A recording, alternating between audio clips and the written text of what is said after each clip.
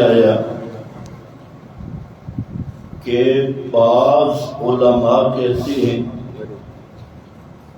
کہ سمائے انبیاء پر امت کا اجماع ہے، یعنی انبیاء کرام علیہ السلام کے سننے پر وفات کے بعد امت کا اجماع ہے، یہ درست ہے یا نہیں؟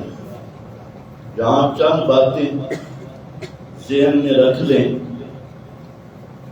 پہلی بات یہ ہے کہ یہ جو حضرات علماء کرام فرما رہے ہیں، یا تو یہ جہل مرکب کا شکار ہے یا جھوٹ اور فراڈ سے کام دے رہے ہیں۔ پہلا مسئلہ یہ ہے کہ صحابہ کرام علیہم الرضوان کے پورے دور میں اس آیت ما انت بمسمع من فی القبور کا ایک ہی معنی سمجھا گیا کہ جو قبر والا ہے وہ نہیں سنتا۔ حضرت عائشہ رضی اللہ تعالی عنہا نے جب اس آیت سے استدلال کیا تو تین باتیں ذہن میں رکھ لیں۔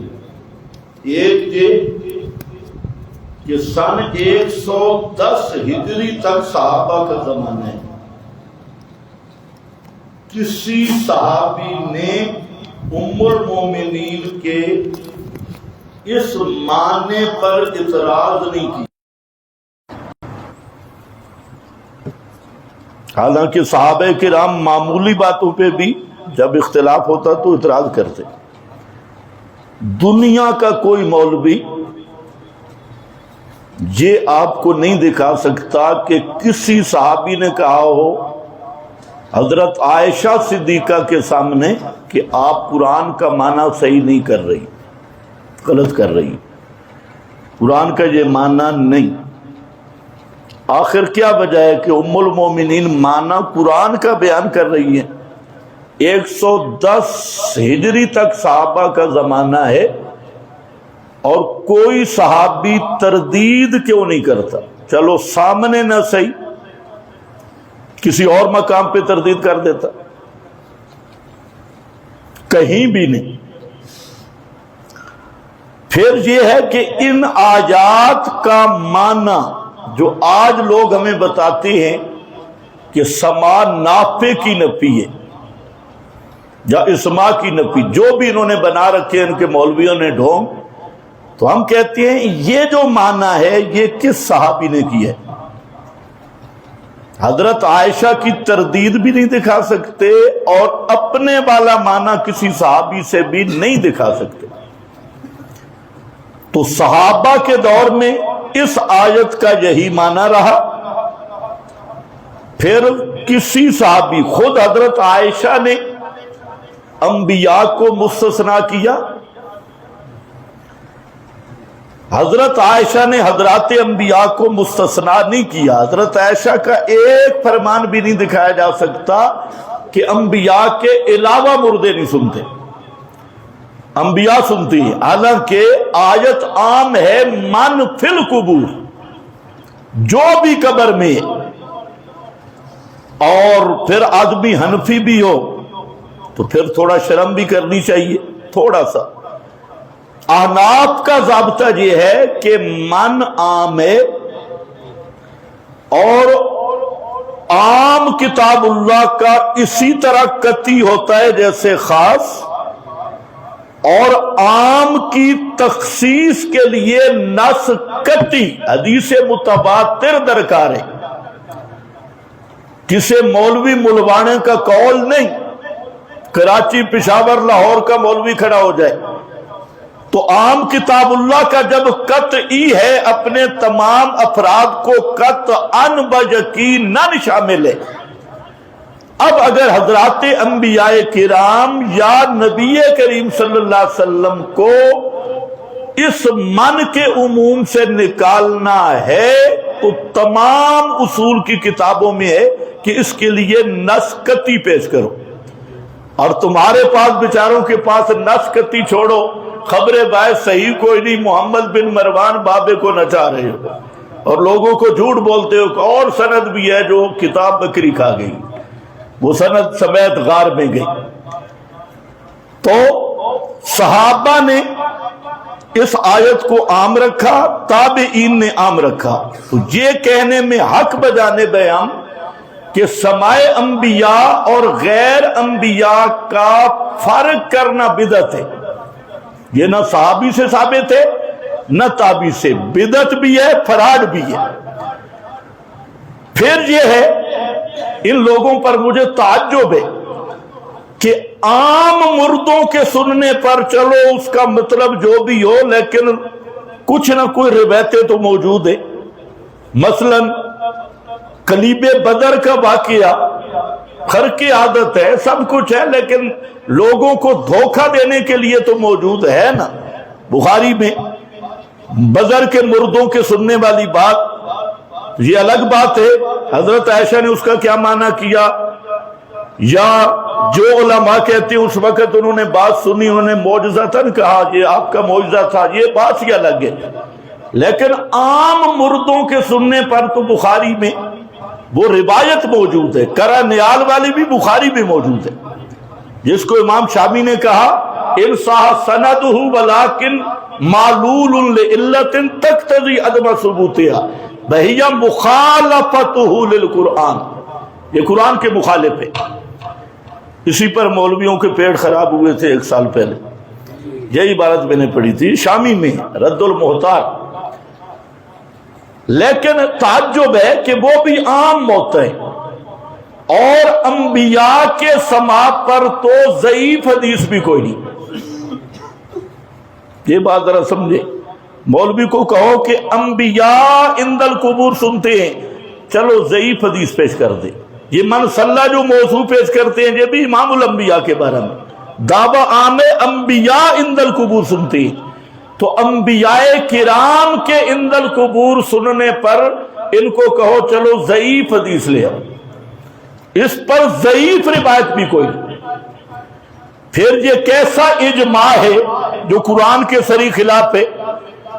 اجماع کا نمبر ہے 3، پہلے قرآن ہے، پھر سنت ہے، اور پھر اجماع ہے، اور قرآن کے مقابل اجماع ہو سکتا ہی نہیں۔ ہم مولویوں کا دھوکہ آپ دیکھیں، اجماع سے ثابت ہے، چونکہ پتہ ہے نا امام احمد بن حنبل کا ایک فرمان بعض حضرات نے نقل کیا کہ ہر کذاب اور جھوٹا آدمی جب دلیل نہیں پائے گا تو کہے گا الاجماع علی ھذا، اس پہ اجماع ہے۔ تو یہ بھی ایک بہانہ، پتہ ہے قرآن میں بھی نہیں، حدیث میں بھی نہیں، قرآن اس کے خلاف ہے۔ ما انت بمسمع من فی القبور، یہ عام غیر مخصوص، اور اسی طرح انک لا تسمع الموتى، الموتى بھی عام۔ تو اب کیا ہے جی؟ اجماع ہے، اجماع۔ اچھا ہم کہتے ہیں اجماع چھوڑو، صرف ایک صحابی پیش کر دو، ایک تابعی پیش کر دو، 4 اماموں میں سے کی ایک امام پیش کر دو جو سماع انبیاء کا قائل ہو۔ کس کا قائل ہو؟ سماع انبیاء کا، بسند صحیح، ایک صحابی بسند صحیح، ایک تابعی بسند صحیح، 4 اماموں میں سے یا ان کے شاگردوں میں سے کوئی شاگرد پیش کر دو کہ جو سماع انبیاء عند القبور عادتاً مانتا ہو، جو تمہارا عقیدہ ہے، لیکن یہ قیامت آ جائے گی، گالیاں ہمیں دیں گے اور ہر قسم کے حربے کریں گے، انشاءاللہ قیامت تک ان میں ہمت نہیں کہ کوئی ایک بھی حوالہ اپنے سٹیج پہ بھی پڑھ کے سنا دے۔ اچھا صحابہ سے بھی نہیں، تابعین سے بھی نہیں، 4 اماموں میں سے بھی نہیں، تو اجماع کب ہوئے؟ یہ اجماع کہاں سے آئے؟ اور یہ بھی یاد رکھو اجماع ہوتا ہے مجتہدین امت کا، امت کے مجتہدین کا اتفاق، پھر اجماع کی بھی سند درکار ہے۔ اجماع کب ہوا؟ یہ علماء کتابوں میں یہ اس طرح فرادی ہیں کہ یہ کتابیں جو سمجھتے نہیں۔ آپ اصول شاشی اٹھا کے بیٹھے، نور انوار، حسامی، کوئی کتاب، کہ اجماع کا مطلب کیا ہے؟ ایک تو اجماع کے لیے شرط ہے ممات النبی، یہ کہتے ہیں حیات النبی پر اجماع ہے، نبی کی حیات میں اجماع حجت ہی نہیں۔ اجماع کی حجیت کے لیے شرط وفات النبی ہے، کیونکہ پیغمبر کریم زندہ ہوں تو آپ سے پوچھا جا سکتا ہے، تو اجماع آپ کی زندگی میں دلیل ہی نہیں، حجت ہی نہیں۔ دوسرا مسئلہ یہ ہے کہ اجماع کس کا معتبر ہوگا؟ مولویوں کا؟ جیسے ہمارے بریلوی حضرات کہتے ہیں جی عید میلاد النبی پہ اجماع ہے، فلانی پہ اجماع ہے، تو اجماع کس کا معتبر ہوگا؟ تو یاد رکھو اجماع معتبر ہے امت کے مجتہدین کا، اور مجتہدین کا زمانہ تیسری صدی ہے۔ اجتہاد کا دروازہ بند نہیں، یہ غلط فہمی ہے۔ اجتہاد کے دروازے تک پہنچنے والا اگر کوئی ہو تو بند نہیں ہے اجتہاد کا دروازہ، لیکن مجتہدین کا دور تیسری صدی ہے۔ اب چاروں امام اس اجماع میں نہیں، ان کے شاگرد بھی نہیں، تو پھر اس کو میں اجماع کہوں یا الف کو حذف کر دوں؟ یہ الف کو حذف کرو، کتنا بڑا فراڈ کرتے ہیں، شرم نہیں آتی۔ اجماع انبیاء سما انبیاء اجماعی ہے، وہ کیسے بھائی اجماعی؟ اجماع کے لیے سند درکار ہے کہ کس زمانے کے مجتہدین نے کہاں پر اجماع کیا، اجمعنا علی ھذا، اور اس کی سند کیا ہے، وہ سند لائیں۔ کوئی بھی نہیں۔ کیا جی فتاوی رشیدیہ میں لکھا ہے؟ واہ واہ واہ، کیا بات! فتاوی رشیدیہ میں لکھا ہے۔ فتاوی رشیدیہ میں بھی لفظ اجماع کوئی نہیں، انہوں نے خود بنایا ہے، اجماع کا کوئی لفظ نہیں۔ اور فتاوی رشیدیہ اس کو یہ خود نہیں مانتے۔ فتاوی رشیدیہ میں یہ بھی لکھا ہے کہ اگر خطاب سماع کی نیت سے ہے تو کرنے والا کافر ہے۔ السلام علیکہ ایھا النبی سننے کے عقیدے سے کہا تو کافر ہے، یہ بھی فتاوی رشیدیہ میں ہے۔ فتاوی رشیدیہ میں یہ بھی لکھا ہے کہ حیات آنجا مماثل بحیات دنیا نیست، کہ انبیاء کی جو حیات ہے وہ دنیا کی سی نہیں۔ اور المحنت شریف کیا کہہ رہی ہے؟ دنیاوی برزخی نہیں۔ فتاوی رشیدیہ کہہ رہا ہے کہ وہ خالص برزخی ہے، دنیاوی بھی نہیں اور دنیا کی طرح بھی نہیں، دنیا کی سی بھی نہیں۔ تو یہ فتاوی رشیدیہ سمجھ نہیں آیا؟ پھر اسی میں 12 مفتیوں کا فتویٰ ہے۔ حضرت گنگوئی فرماتے ہیں جو سماع کے قائل ہیں وہ استشفاء کے بھی قائل ہیں، اور جو سماع کے منکر ہیں وہ استشفاء کے بھی منکر ہیں۔ پھر 12 مفتیوں کا فتویٰ کہ انبیاء کی قبروں سے استشفاء کرانا جائز نہیں۔ تو حضرت گنگوئی کے اسی دعوے پر تمہارا وہ جو عبارت کسی کو اختلاف نہیں پہ دھوکہ دیتے ہو، 12 تو خود فتاوی رشیدیہ میں موجود ہیں، سماع انبیاء کے منکر، سماع انبیاء کے منکر، یہ وہی فتاوی رشیدیہ ہے۔ یہ لوگ جیسے اللہ کی کتاب کے ساتھ دھوکہ بازی کرتے ہیں، بزرگوں کی کتابوں کے ساتھ بھی یہ دھوکہ بازی کرتے ہیں اور فرادی ہے۔ اور خواہ مخواہ کوئی کدھر سے لی، کوئی کدھر سے لی۔ پچھلے دنوں ایک لمبی داڑھی والا پیر ہے اور اس کا بابا بھی پیر تھا، تو وہ بزرگ فرما رہے تھے شیخ القرآن سماع عند القبر کے قائل تھے۔ تو یعنی ایسے کذابین۔ 1962 کا فیصلہ، وہ پترا 1962 کے بعد جواہر القرآن بھی آیا ہے۔ جواہر القرآن شیخ القرآن کا 1962 کے بعد شیخ القرآن کا دورہ تفسیر بھی آیا ہے۔ 1962 کے بعد 1975 میں شیخ القرآن کی تقریر بھی ہوئی ہے جو میرے پاس ہے۔ 1962 کے بعد 1978 میں رد منکرات پہ شیخ القرآن کی تقریر بھی ہوئی ہے، اور اس میں شیخ القرآن نے صاف کہا کہ میرا اور مولانا حسین علی کا واضح دلائل کی روشنی میں عقیدہ ہے کہ حضور علیہ السلام کا عند القبر کوئی سما نہیں ہے۔ اب ان فراڈیوں کو دیکھو، 1962 پہ دستخط کیے۔ اچھا یہ سمجھتے نہیں 1962 میں کیا ہوگا؟ اوپر عنوان کے قدر مشترک، قدر مشترک۔ اب یہ نہیں سمجھتے قدر مشترک کس کو کہتی ہے؟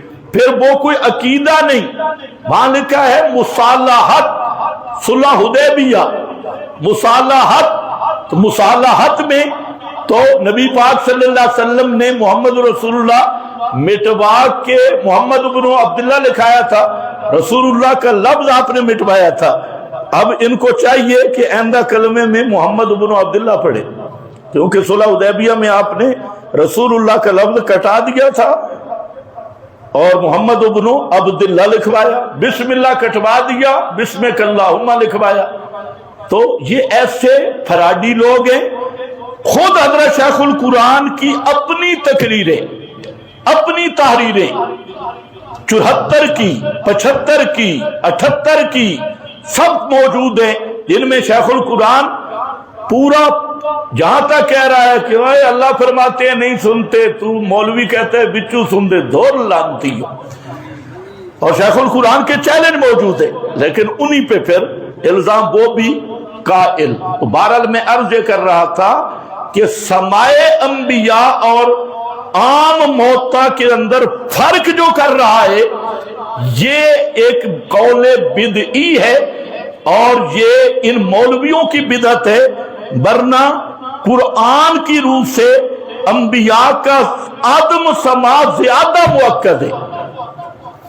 لوگ جو ہیں عام مردوں کو زیادہ پکارتے تھے یا انبیاء اولیاء کو؟ تو قرآن نے جب کہا ان تدعوہم لا یسمعوا دعاءکم، عام مردے نہیں سنتے، پکار سب سے زیادہ انبیاء کی، لعن اللہ الیہود والنصارى اتخذوا قبور انبیاء مساجدا۔ اور جب اللہ نے فرمایا نہیں سنتے تو عام مردے نہیں سنتے۔ تو لا یسمعوا دعاءکم یہ خاص انبیاء کے ساتھ ہے۔ وَهُمْ عَنْ دُعَائِهِمْ غَافِلُونَ، کون تمہاری پکاروں سے بے خبر ہے؟ انبیاء اولیاء جن کو پکارے، جن کی زیادہ پکار ہے، تو وہ تو اولاً مصداق ہیں ان آیات کا۔ پھر یوم یجمع اللہ الرسل، یہ قرآنی اجماع ہے اور اجماع الرسل ہے۔ تم نے تو کراچی پشاور مل کے اجماع بنایا ہے، تو وہ اجماع نہیں بنے گا، وہاں حذف الف واجب ہے۔ اور یہ ہے یجمع اللہ الرسل، سارے رسولوں کا اجماع، اور یہ سند بھی قرآن میں۔ کیا کہیں گے قیامت کے دن؟ قالوا لا علم لنا، لا علم لنا، اور یہاں ڈنڈی نہ مارنا۔ 50 سے زائد مفسر نے لکھا لا علم لنا بعد وفاتنا، وفات کے بعد ہمیں کوئی پتہ نہیں ہماری امتیں ہمارے ساتھ کیا معاملہ کرتی رہی۔ تو یہ انبیاء کا عدم سماع عام موتا سے زیادہ مؤکد ہے۔ تو یہ بالکل فراڈ ہے، دھوکہ ہے ان لوگوں کا۔ فتاوی رشیدیہ کے ساتھ بھی دھوکہ ہے اور قرآن کے تو سری انکار ہے۔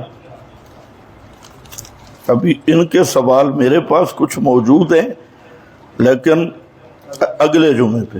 ابھی جی سوال یہ ہے کہ مردے جو ہیں فوت ہونے کے بعد ان سے قبر میں حساب سوال و جواب کیا جاتا ہے، ان کو عذاب کس طرح محسوس ہوتا ہے؟ ان کا روح کے ساتھ کوئی تعلق ہوتا ہے یا نہیں؟ یہ بارہا نیٹ پہ موجود ہے، جو سوال پہلے نہیں ہوئے وہ کرے۔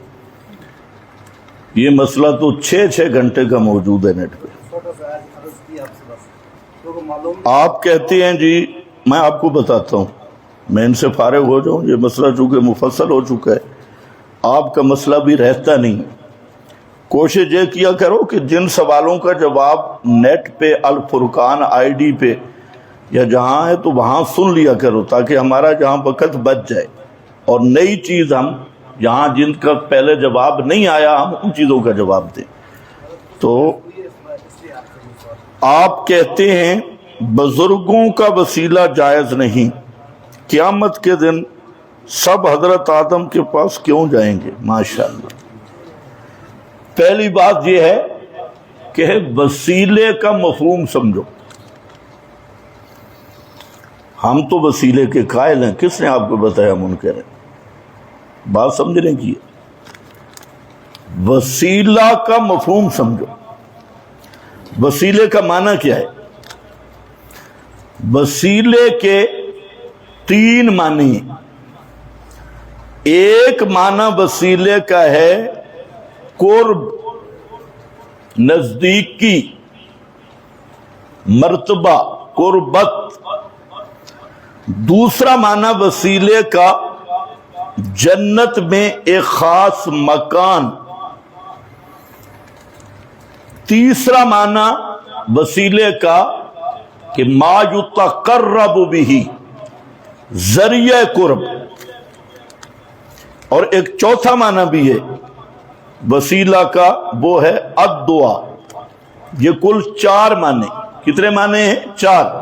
اس کو یاد کر لو۔ وسیلہ کا معنی قربت، قرب بھی ہے۔ وسیلہ کا معنی خاص مکان جنت میں، اور وسیلہ کا معنی ذریعہ قرب، اور وسیلہ کا معنی الدعا۔ آپ جو اذان کی دعا پڑھتی ہیں اذان کے بعد، وہاں پر ایک لفظ پر آت محمدن، آپ دعا کرتے ہیں اللہ محمد صلی اللہ علیہ وسلم کو وسیلہ عطا کر۔ وہ وسیلہ کیا ہے؟ وہ جنت میں بلڈنگ ہے، مکان جنت ہے، خاص مکان۔ اس کے لیے امتی نبی کے لیے دعا کر رہا ہے کہ یا اللہ وہ مقام خاص، مقام قرب، وہ ہمارے نبی کو عطا کر۔ آتے محمدن کہاں سے شروع؟ اللہم رب ہذہ الدعوہ، رب اللہم، تو جہاں آتے اللہ سے بات ہے، تو یہ مکان ہے۔ دوسرا وسیلہ بے معنی دعائے، جیسے قرآن میں 2 مقام پہ وسیلہ کے لفظ ہے۔ ایک یہ ہے یا ایھا الذین آمنوا اتقوا اللہ وابتغوا الیہ الوسیلہ۔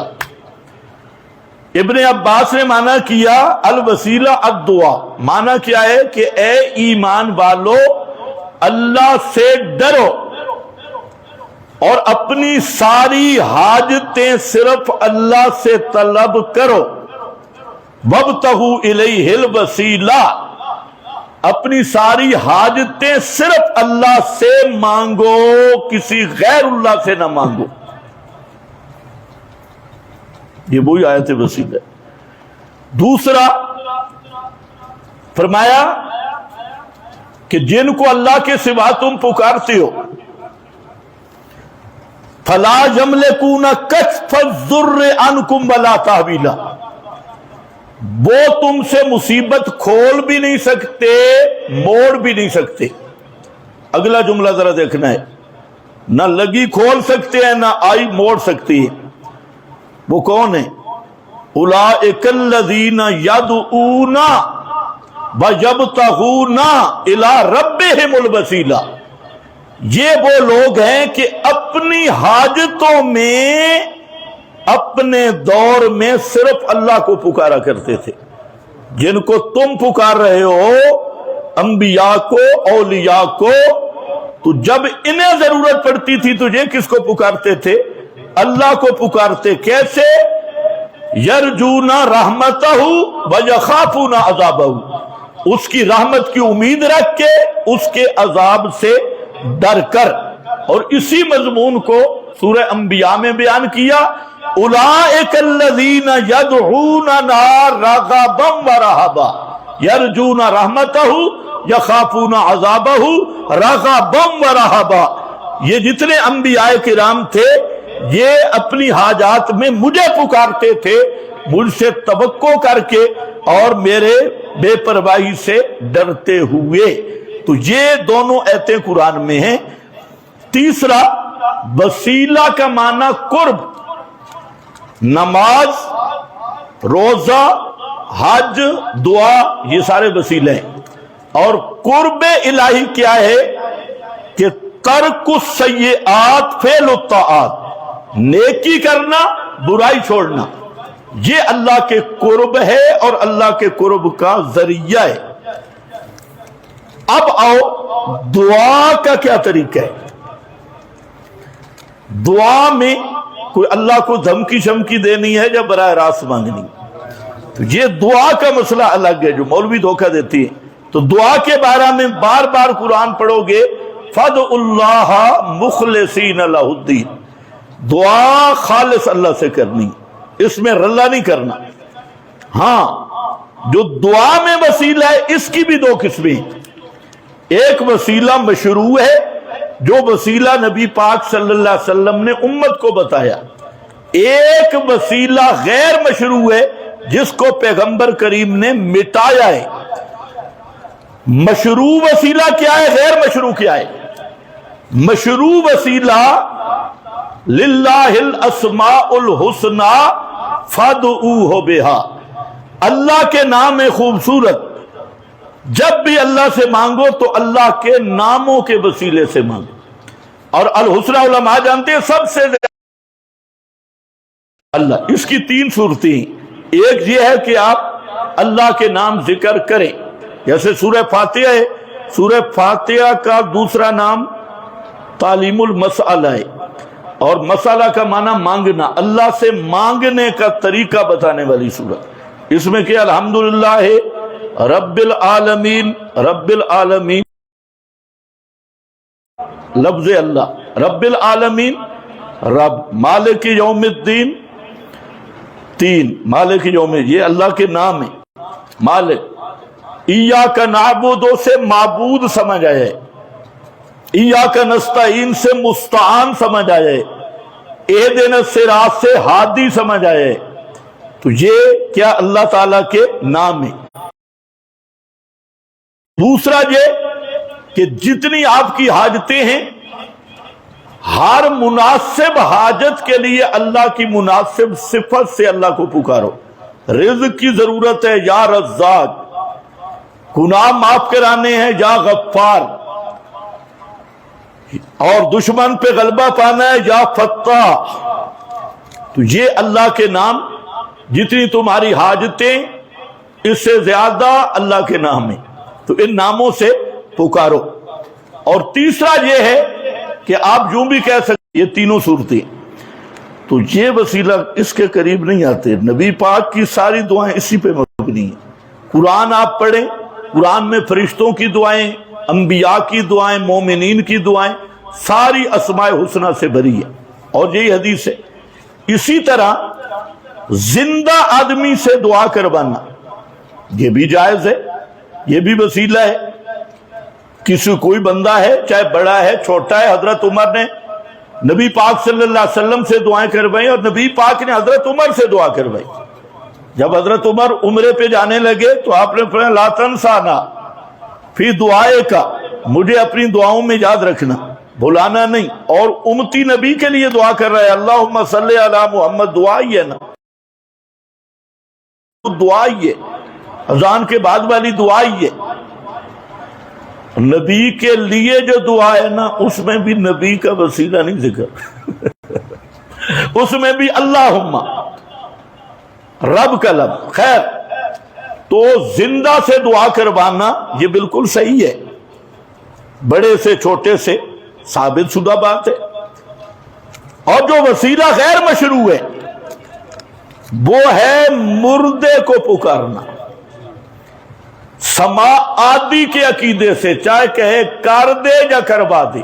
یہ ابو جہل والا وسیلہ ہے، ما نعبدہم الا لیقربونا الی اللہ زلفی. قبروں پہ جا کے کہنا بابا میری تیرے آگے، تیری اللہ کے آگے. یہ وہ وسیلہ ہے جو آپ نے مٹایا ہے، اور پورا قرآن اس وسیلے کے رد میں آیا ہے کہ مردوں کو پکارنا اور مردوں کے سما آدی کا عقیدہ رکھ کے ان سے سفارشیں کروانا، اور یہ عقیدہ رکھنا کہ یہ کر دیتے ہیں یا کروا دیتے ہیں، یہ مکہ کے مشرک کا عقیدہ تھا.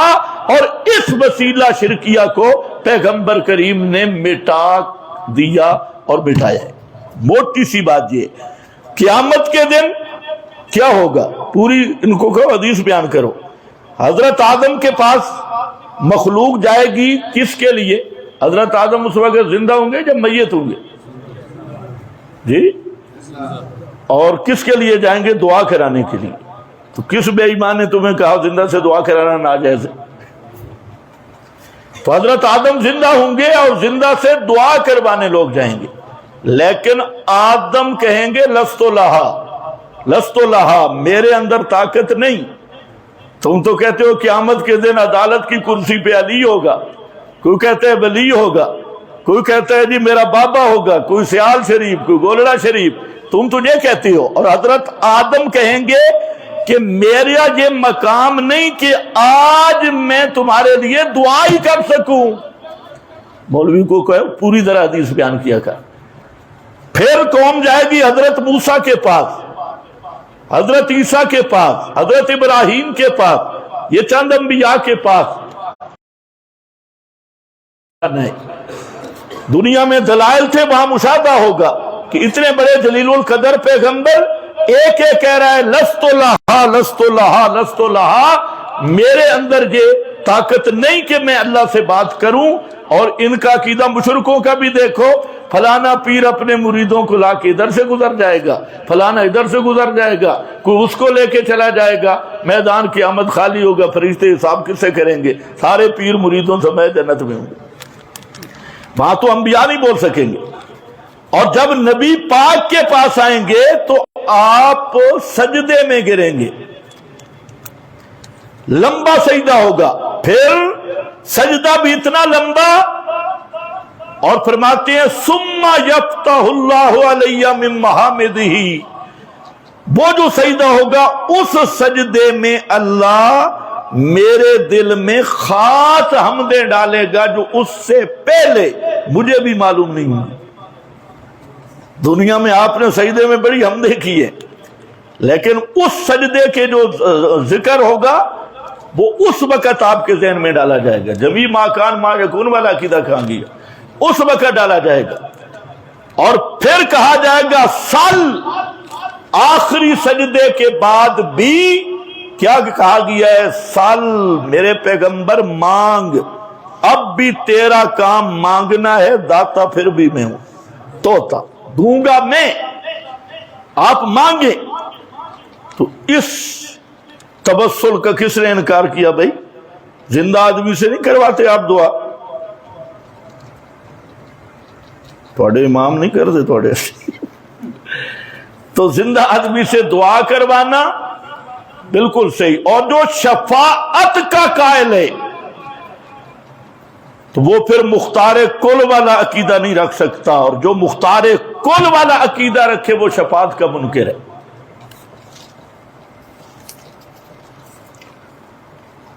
رفع الیدین کے بغیر نماز نہیں ہوتی۔ اچھا، رفع الیدین کی حدیث بخاری میں ہے۔ یہ میرا بھائی دھوکہ ہے، دھوکہ بھی ہے، فراڈ بھی۔ یہاں باتیں اچھی طرح سمجھے۔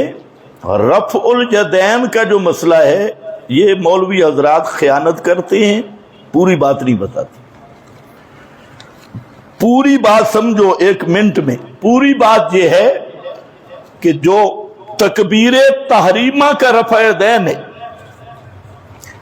تکبیر تحریمہ کے بغیر رفع یدین، اس پہ سب احادیث متفق ہیں، روایات۔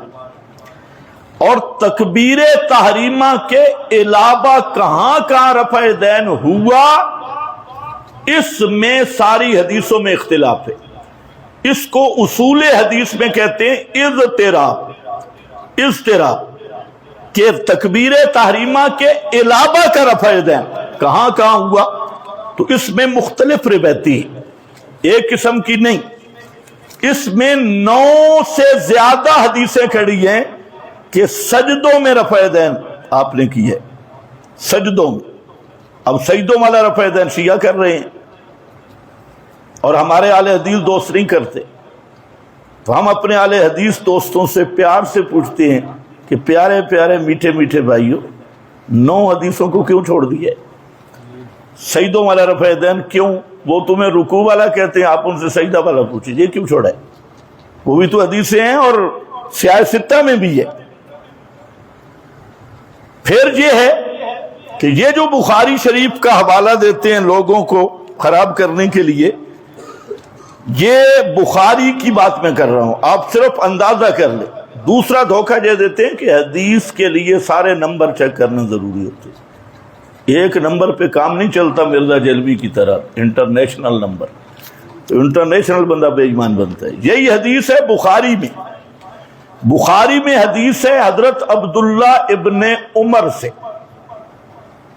دو مقام پہ کہ نبی کریم علیہ السلام رکوع جاتے رفع دین کرتے، رکوع سے سر اٹھاتے رفع دین کرتے۔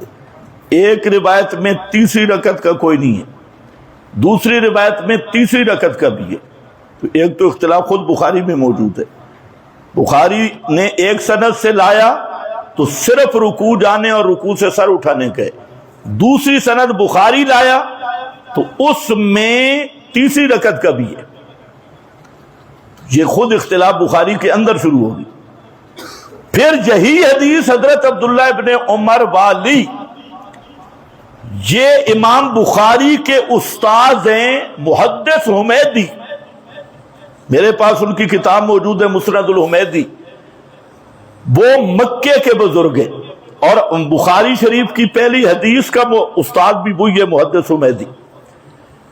یہی حدیث حضرت عبداللہ ابن عمر والی وہاں جب موجود ہے تو وہاں یہ صاف ہے کہ نبی پاک رکوع جاتے، رکوع سر اٹھاتے، رفع دین نہیں کرتے تھے۔ اب بتاؤ بخاری میں روایت پہنچی کرتے تھے، اچھا کہاں دو اختلاف ہے، رکوع جاتے رکوع سر اٹھاتے، اور دوسری سند میں تیسری رکعت کا بھی آ گئی ہے۔ اور جو اصل استاد کے پاس حدیث ہے مسند الحمیدی میں، وہی عبداللہ ابن عمر کہتے ہیں کہ نبی پاک صلی اللہ علیہ وسلم رفع دین رکوع جاتے رکوع سر اٹھاتے نہیں کرتے تھے۔ پھر حضرت مجاہد حضرت عبداللہ ابن عمر کا شاگرد ہے، وہ کہتے ہیں میں نے 10 سال ابن عمر کے پیچھے نماز پڑھی اور ابن عمر خود تکبیر تحریمہ کے علاوہ رفع دین نہیں کرتے تھے۔ اب آدھی بات بتانا آدھی چھوڑ دینا، یہ کتنا بڑے ظلم کی بات ہے۔ دوسری روایت ہے مالک بن حویرث کی جو بخاری سے پیش کی جاتی۔ اب مالک بن حویرث کی یہی روایت نسائی میں بھی ہے، مسند احمد میں بھی ہے اور کتب میں، وہاں سجدوں کا رفع دین ہے۔ اب انہوں نے آدھی لے لی رکوع جاتے ہوئے، تو سجدوں والے پہ کون عمل کرے گا؟ راوی ایک ہے مالک بن حویرث، وہی راوی۔ تیسرا وائل ابن حجر، ان کی روایات پیش کی جاتی ہیں حضرت وائل بن حجر، اور پھر ساتھ جھوٹ بھی بولا جاتا ہے یہ آخری عمل ہے، کیونکہ آج تک انہیں یہ حدیث تو ملی نہیں کہ آپ نے آخر نماز تک رفع الیدین کیا، یہ تو ان پر قیامت تک قرض ہے، نہیں ہے۔ تو وائل ابن حجر جی 9 ہجری میں آئے فلاں، تو وائل ابن حجر کی حدیث ابو داؤد میں 3 قسم کی حدیثیں ہیں، پہلی آمد پہ رفع دین ہے، دوسری پہ کوئی رفع دین کا ذکر نہیں، اور پھر سجدوں کے رفع دین بھی تیسری میں موجود ہے کہ وائل ابن حجر نے سجدوں کا بھی کیا، تو اب سجدوں والا رفع دین کیوں چھوڑ دیا؟ تو یہ مسئلہ یہ اجتہادی مسئلہ ہے۔ میں نے آپ کو پوری حقیقت بتا دی کہ تکبیر تحریمہ کا رفع دین پہ روایات متفق ہیں، اس کے علاوہ رفع دین کہاں کہاں ہے؟ روایات میں اضطراب ہے۔ ہم نے اس کو لیا جو اوفق بالقرآن ہے، قرآن کے زیادہ موافق ہے، اور مسلم کی حدیث میں رفع دین سے منع ہے، آپ نے منع کیا مسلم شریف کی حدیث میں، اور صحیح سند کے ساتھ۔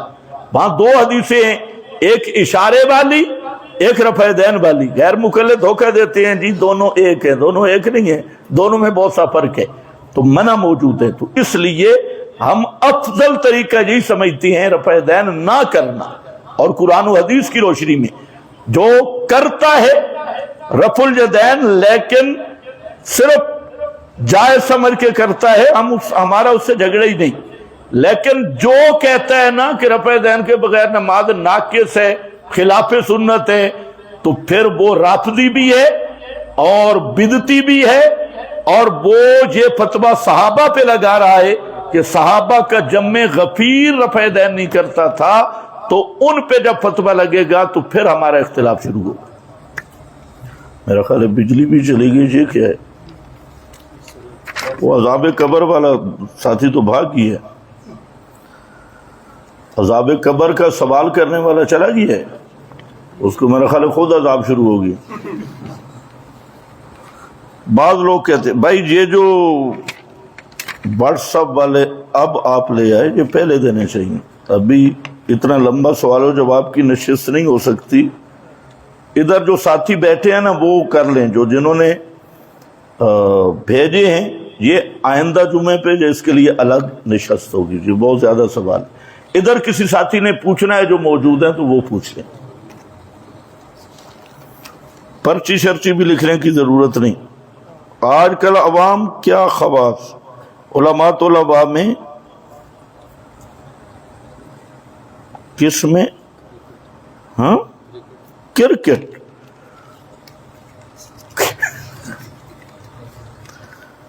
ہاں جی بابا جی، ایمان مجمل اور ایمان مفصل۔ ایمان مجمل، ایمان مفصل، یہ کہاں پہ لکھا ہوا ہے اور اس کی حیثیت شرعی کیا ہے؟ ایک رحمت کی نگاہ کافی نہیں، کہتے ہیں اللہ جس کی ہدایت دینا چاہے 70 بار دیکھتا ہے۔ ایک رحمت کی نگاہ کافی نہیں، کیا مطلب؟ کس نے لکھی ہے پرچی؟